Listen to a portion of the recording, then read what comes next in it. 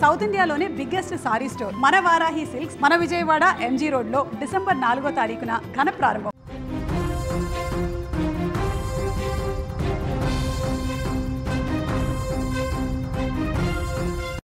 అయ్యప్ప భక్తులకు good news. ఇరుముడితో విమాన ప్రయాణానికి అనుమతినిచ్చింది.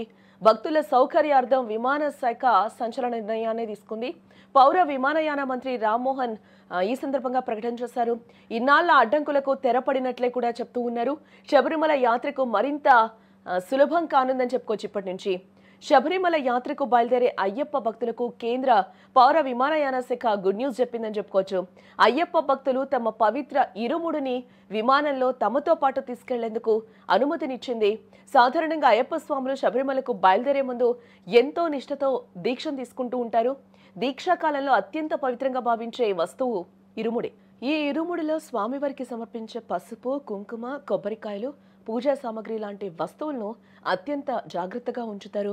అయితే నేటి వరకు ఉన్న నిబంధనల ప్రకారం చూస్తే భక్తులు తమ ఈ పవిత్ర ఇరుముడిని విమానంలో హ్యాండ్ బ్యాగేజీగా కానీ చెక్ ఇన్ బ్యాగేజీగా కానీ తమతో పాటు తీసుకెళ్లేందుకు అవకాశం ఉండేది కాదు. దీనివల్ల దూర ప్రాంతాల నుంచి వచ్చే భక్తులు చాలా ఇబ్బందులు పడేవారు. అయితే ఇప్పుడు కేంద్ర ప్రభుత్వం అయ్యప్ప భక్తులకు ఒక బిగ్ రిలీఫ్ని ఇచ్చిందని కూడా చెప్పుకోవచ్చు. భారత పౌర విమానయాన శాఖ అయ్యప్ప స్వాములు ఇకపై తమ పవిత్రమైన ఇరుముడితో నేరుగా విమానంలో ప్రయాణించేందుకు అనుమతి మంజూరు చేసింది. భక్తుల సౌకర్యం, వారి మనోభావాలను దృష్టిలో ఉంచుకొని ఈ చారిత్రక నిర్ణయాన్ని కేంద్ర పౌర విమానయాన మంత్రి శ్రీ రామ్మోహన్ నాయుడు గారు ప్రకటించడం జరిగింది. ఈ నిర్ణయంతో ఇప్పుడు దేశ విదేశాల నుంచి కూడా అయ్యప్ప యాత్రకు వెళ్లే స్వాములకు ప్రయాణం మరింత సులభతరం కానుంది. ముఖ్యంగా దూర ప్రాంతాల భక్తులకు, వయసు పైబడిన వారికి ఈ అనుమతి గొప్ప ఊరటనిస్తుందని అనడంలో ఎటువంటి సందేహం అయితే కనిపించడం లేదు. అయ్యప్ప భక్తులు నెయ్యి నింపిన కొబ్బరికాయను భక్తులు అత్యంత పవిత్రంగా భావిస్తారు. విమాన ప్రయాణాలకు సంబంధించిన భద్రతా నియమ నిబంధనల ప్రకారం విమానంలోకి తీసుకువెళ్లే హ్యాండ్ బ్యాగేజీలో లిక్విడ్స్, ద్రవ పదార్థాలు మరియు సెమీ లిక్విడ్స్ అంటే పాక్షిక ద్రవాలకు పరిమితులు ఉంటాయి. అంతేకాకుండా కొబ్బరికాయ వంటి కొన్ని వస్తువులను భద్రతా తనిఖీల్లో పూర్తిగా పరిశీలించడం అనేది సున్నితమైన అంశం. ఇలాంటి కారణాల వల్లనే ఇన్నాళ్ళు కూడా ఇరుముడి విమానంలోకి అనుమతించడంపై కొంత నిబంధన ఉండేది.